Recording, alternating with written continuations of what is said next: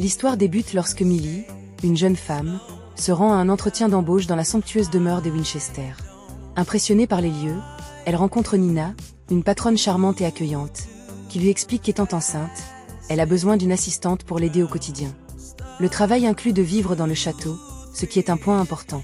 Nina montre à la candidate potentielle les tâches à venir. Un château de 3 étages, la chambre de son mari Andrew où il regarde la télévision, une salle de jeu pour leur fille Cecilia, la cuisine, les escaliers et d'autres pièces. Le logement de la femme de ménage se trouve au dernier étage. Nina prévient qu'elle a prévu un autre entretien avec d'autres candidates potentielles. En guise de remerciement pour leur visite, elle donne $20 aux candidats. Millie quitte la maison convaincue qu'elle a échoué à l'entretien et qu'elle ne recevra pas d'appel. Elle vit dans sa voiture, se lave dans des toilettes publiques et est contente de ses $20 gagnés chez les Winchester. Le matin, quelqu'un frappe à la vitre, des policiers. Ils hésitent à arrêter la personne endormie dans la voiture. Lorsque son téléphone sonne, Millie ment en affirmant qu'il s'agit de sa mère, chez qui elle se rendait avant de s'arrêter pour passer la nuit sur un parking. Nina est au téléphone et propose le poste à la jeune fille. Joyeuse et sans abri, Millie accepte de commencer aujourd'hui même. Millie entre dans la maison et croise le jardinier, Enzo, sur le pas de la porte. À l'intérieur, elle découvre un désordre inattendu. Nina l'aide à monter ses affaires, tout en précisant qu'elle passera la journée à travailler sur un discours pour le comité des parents. La femme de ménage peut alors se consacrer à ses tâches ménagères. Le soir, après que Millie a terminé le ménage, Andrew Winchester rentre chez lui avec sa fille Sissy, une enfant capricieuse et exigeante. Refusant poliment l'invitation à dîner avec les Winchester, la domestique regagne sa chambre, où elle prend le temps de l'inspecter. Elle remarque que la fenêtre triangulaire ne s'ouvre pas, et que la porte d'entrée est équipée de 2 serrures, l'une standard, et l'autre verrouillable uniquement depuis l'extérieur. Plus tard, Nina arrive avec le dîner. La patronne remet à sa domestique un nouveau téléphone, associé à une carte bancaire, afin qu'elle puisse acheter ce dont elle a besoin sans avoir à emprunter de l'argent ni utiliser un ancien iPhone dépassé. Millie se réveille en retard, paniquée, et découvre la cuisine en désordre. Nina cherche des documents de sa déclaration. Frustrée, elle bouscule des objets et accuse la femme de chambre d'avoir mis son travail avec les déchets. Andrew doit d'abord calmer sa femme, puis la domestique, en disant que rien de grave ne s'est passé. Millie sort jeter les déchets, troublée par ce changement. Elle croise Enzo, le jardinier, qui la fixe avec suspicion. L'homme s'éloigne en voyant la patronne regarder par la fenêtre. Millie continue son travail, malgré les caprices de Nina et de sa fille Cecilia. Seul Andrew a une attitude plus positive envers elle. Il apporte à la jeune fille un dessert après le dîner. Entre eux, une sympathie mutuelle soudaine apparaît, qui s'avère être seulement une partie du rêve érotique de la domestique. Nina apporte la clé à la domestique pendant qu'elle prépare le petit déjeuner. Un matin, profitant de son jour de congé, Millie s'apprête à partir en ville. La propriétaire l'en empêche avec une simple remarque. Andrew doit à nouveau intervenir pour la laisser partir, malgré le désir de sa femme. Millie rend visite à l'inspecteur chargé de sa libération conditionnelle. Elle lui annonce qu'elle a trouvé un emploi et lui communique sa nouvelle adresse. Si elle n'est pas suivie régulièrement ou si elle perd son emploi, elle sera renvoyée en prison pour purger les 5 années restantes de sa peine. Après la rencontre, Nina lui demande de récupérer Cecilia au cours de ballet. Arrivée sur place, la domestique découvre que la fille va chez une amie pour la nuit. Sa mère appelle Nina pour vérifier si les plans ont changé. Nina fait semblant de ne pas avoir donné l'ordre à Millie de récupérer sa fille, ce qui la met à nouveau dans une situation embarrassante. La domestique apprend que la mère d'Andrew, Evelyn Winchester, est venue. La femme a apporté un ensemble de vaisselle en porcelaine familiale à son fils préféré, sans oublier de critiquer la domestique. La nuit, sans sommeil, sans air frais, la fenêtre ne s'ouvre pas. Millie descend au rez-de-chaussée pour regarder la télévision en solo. Soudain, Andrew s'approche d'elle, lui aussi un grand amateur de cinéma nocturne. Leur conversation est interrompue par Nina. Elle envoie son mari dormir et ordonne à Millie de rassembler ses affaires pour partir le lendemain. Comprenant qu'elle risque de retourner en détention surveillée sans emploi, la jeune fille supplie Nina de lui donner une seconde chance, non pas pour séduire son mari, mais pour travailler sérieusement. Nina accepte, mais avec des conditions. La gouvernante doit s'habiller plus modestement et ne pas approcher Andrew. Le lendemain, Nina reçoit la visite de ses amis. Millie découvre que la patronne n'était pas enceinte, contrairement à ce qu'elle avait dit au début. Elle est son mari et c'est juste d'avoir un deuxième enfant.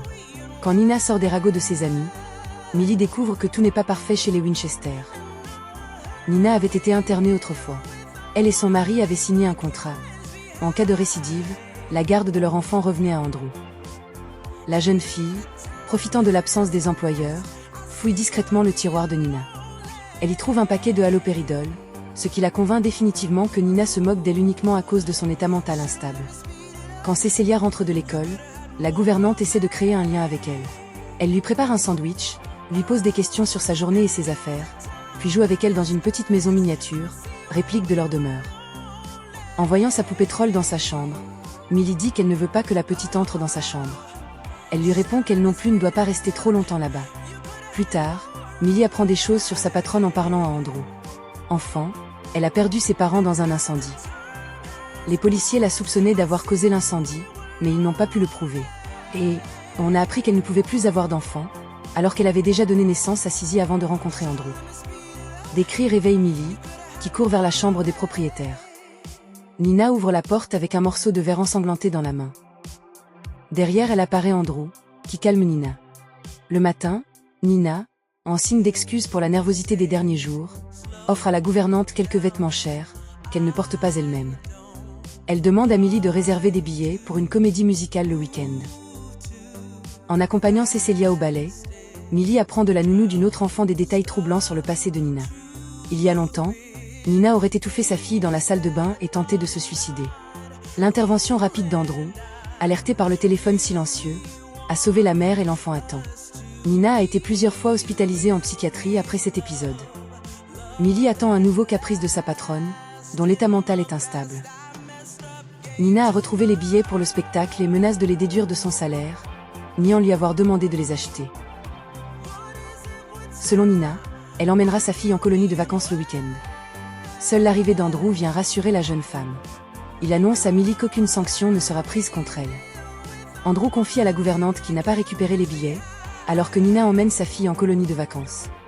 Pour éviter qu'il ne soit perdu, il propose à Millie d'aller au spectacle et même de l'accompagner, puisqu'elle ne connaît personne d'autre. La jeune fille enfile la robe offerte par sa patronne, puis elle et Andrew partent ensemble en ville. Après le spectacle, Millie et Andrew vont dans un restaurant. Andrew avoue comprendre la fragilité de sa femme, mais ne sait pas comment y remédier. Comme aucun d'eux n'est en état de conduire, ils décident de passer la nuit dans un hôtel, chacun dans une chambre séparée. Millie charge son téléphone. Elle découvre 10 messages de Nina la menaçant de la renvoyer. La femme court vers la chambre d'Andrew. Il la rassure en lui promettant qu'elle ne sera pas licenciée. Entraînait alors une tension émotionnelle et romantique qui les rapproche. Ils se retrouvent le matin pour rentrer. Andrew insiste sur le fait que Nina ne doit rien savoir de leur aventure. Millie juge cela comme un épisode clos. Malgré ces précautions, dès leur retour, les tensions et les comportements ambigus reprennent. Au déjeuner, Nina avoue soudainement qu'elle est au courant de la libération anticipée de Millie.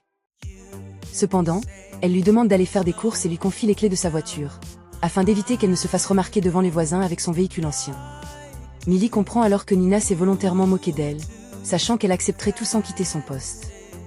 Dans le magasin, elle croise une amie de sa patronne, qui lui révèle un petit secret. Les riches embauchent parfois des employés avec des téléphones pour les surveiller. Millie comprend alors que Nina a découvert qu'elle était allée au spectacle puis à l'hôtel avec son mari. Elle est arrêtée par la police en sortant du magasin. La voiture de Nina est signalée volée. Andrew arrive peu après pour témoigner en sa faveur. La femme de chambre s'excuse d'avoir caché son passé, mais Andrew lui dit que le passé doit rester derrière. Selon lui, l'important est désormais de regarder vers l'avenir. De retour à la maison, Andrew demande à Nina de partir. À partir de ce moment, Millie entre dans une sorte de lune de miel, faite de sérénité, d'amour.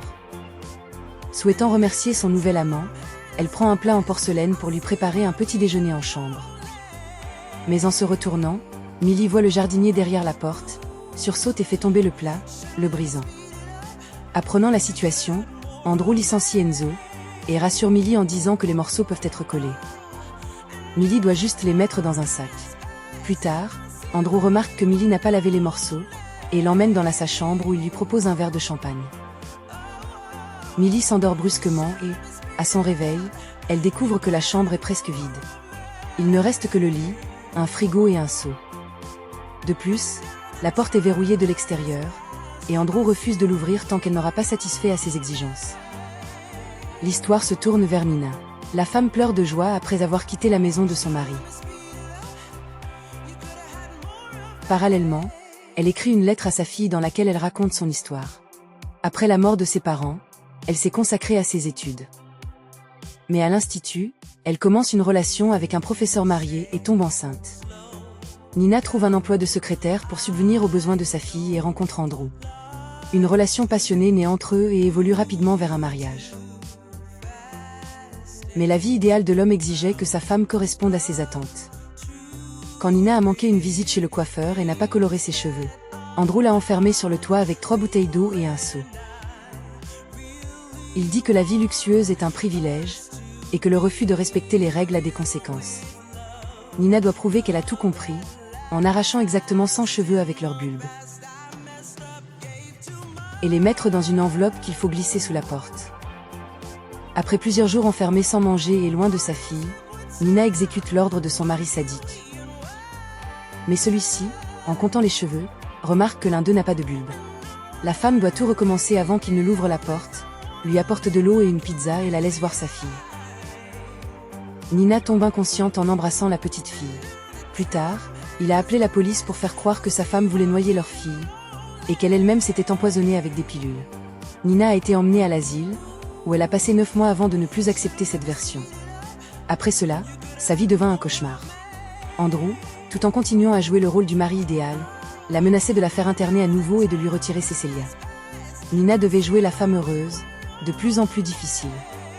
Pour éviter une nouvelle grossesse, elle a prétendu porter un stérilet et a même poussé le médecin à établir un faux diagnostic d'infertilité. La seule personne qui la croyait lorsqu'elle affirmait qu'Andrew était cruel était le jardinier, Enzo. Il avait même proposé de l'aider à fuir avec sa fille.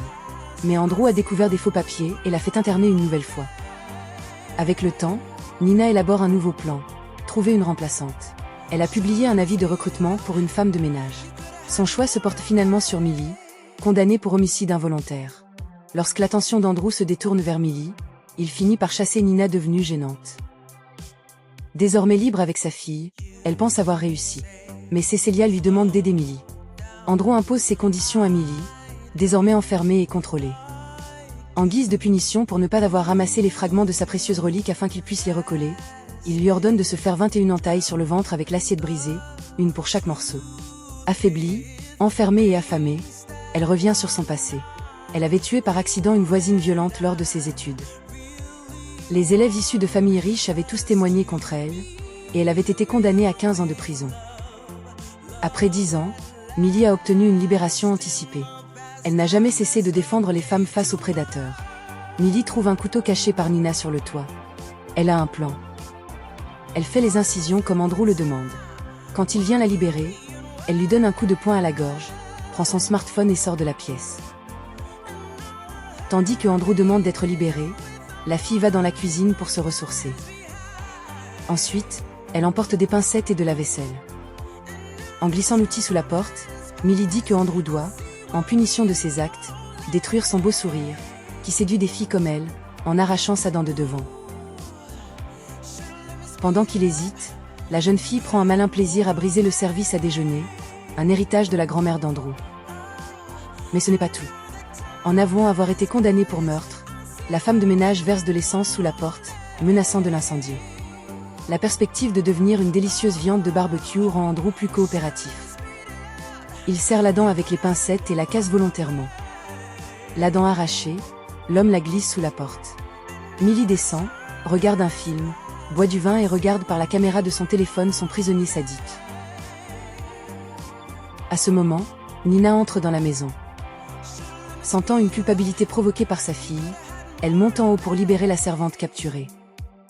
Cependant, à l'intérieur se trouve son mari enfermé par Millie.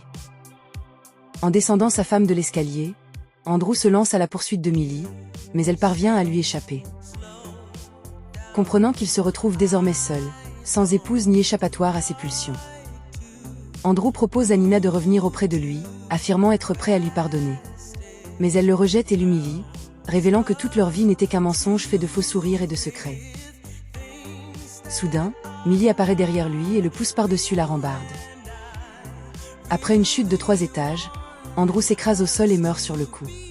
En regardant le corps de son bourreau, Nina arrache une ampoule de la lampe suspendue au-dessus de la balustrade et la jette après lui. Il tentait de changer l'ampoule et est tombé. Une tragédie absurde. L'officier de police, Connor, arrive pour enquêter sur cet incident. Malgré les incohérences entre la version de la femme et les blessures du défunt, l'officier montre de la solidarité féminine. Sa sœur était fiancée au défunt et Connor connaissait quelques-unes de ses habitudes. Le policier clôt l'affaire en attribuant tout à un accident. La vérité ne peut pas cacher les sourires satisfaits aux funérailles. Pendant les condoléances, la mère d'Andrew, Evelyn, fait une remarque méprisante sur les privilèges. En se souvenant que son mari tenait les mêmes propos, Nina comprend alors d'où lui venaient ses mauvaises habitudes. Après la cérémonie, elle rejoint Millie et lui remet un chèque de $100 000, comme un remerciement pour tout ce qu'elle a fait. Mais cela ne suffit pas à contourner les contraintes de sa libération. Millie cherche un job et devient domestique. Cette dernière lui dit que la jeune femme a été recommandée par Nina. Millie remarque des bleus sur les mains de sa nouvelle patronne et comprend aussitôt qu'elle subit la violence de son mari. Elle est déjà prête à intervenir. Et c'est sur cette note que le film se termine.